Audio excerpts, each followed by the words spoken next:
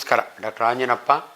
ಭಾಳ ಜನ ಕೋಪ ಮಾಡ್ಕೊಂಡಾಗ ಅವ್ರಿಗೆ ಬಿ ಪಿ ಜಾಸ್ತಿ ಇರ್ಬೋದು ನೋಡು ಅಂತಾರೆ. ಈ ಬಿ ಪಿ ಏನಂದರೆ ಬ್ಲಡ್ ಪ್ರೆಷರ್, ಅಂದರೆ ರಕ್ತನಾಳದಲ್ಲಿ ಹರಿಯುವಾಗ ಅದರ ವಾಲ್ ಮೇಲೆ ಪ್ರೆಷರ್ ಏನು ಎಕ್ಸರ್ಟ್ ಮಾಡೋದು ಅದನ್ನೇ ಬ್ಲಡ್ ಪ್ರೆಷರ್. ನಾವು ಅದನ್ನು ರೆಕಾರ್ಡ್ ಮಾಡ್ತೀವಿ, ಸ್ಪಿಗ್ಮೋ ಮ್ಯಾನೋಮೀಟ್ರನ್ನ ಕಟ್ಟಿ ಬಿ ಪಿ ಎಷ್ಟಿದೆ ಅಂತ. ಯೂಶಲಿ 2 ಬಿ ಪಿ, ಅದು ಸಿಸ್ಟೋಲಿಕ್ ಆ್ಯಂಡ್ ಡಯಾಸ್ಟೋಲಿಕ್ ಅಂತೀವಿ. 120/80, 120 ಸಿಸ್ಟೋಲಿಕ್, 80 ಡಯಾಸ್ಟೋಲಿಕ್, ಇವೆರಡು ಅಷ್ಟಿದ್ರೆ ಓಕೆ. ಏನಾದರೂ ಮೇಲೆ ಹೋದರೆ 160 ಮೇಲೆ ಸಿಸ್ಟೋಲಿಕ್ಕು, 90 ಮೇಲೆ ಡಯಾಸ್ಟಿಕ್ ಹೋದರೆ ಆಗ ಹೈಪರ್ ಟೆನ್ಷನ್ ಅಂತೀವಿ ನಾವು.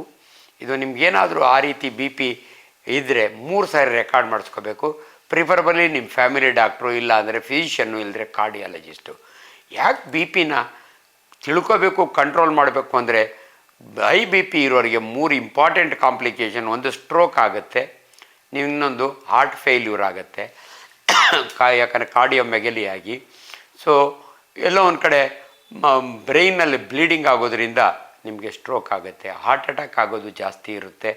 ಅದರಿಂದ ಈವನ್ ಕಿಡ್ನಿ ಫೇಲ್ಯೂರ್ಗೆ ಹೋಗ್ತಾರೆ. ಯಾರಾದರೂ ರೀನಲ್ ಫೇಲ್ಯೂರ್ಗೆ ಹೋದರೆ ಕಾರಣ ಇನ್ಕ್ರೀಸ್ಡ್ ಬಿ ಪಿ ಅಥವಾ ಹೈಪರ್ ಟೆನ್ಷನ್ನು ಅಥವಾ ಡಯಾಬಿಟಿಸ್, ಇವೆರಡರಲ್ಲಿ ಭಾಳ ಹೋಗ್ತಾರೆ. ಅದರಿಂದ ದಯವಿಟ್ಟು ನಿಮ್ಮ ಬಿ ಪಿಯನ್ನು ನೀವು ಚೆಕ್ ಮಾಡಿಸ್ಕೊಳ್ಳಿ.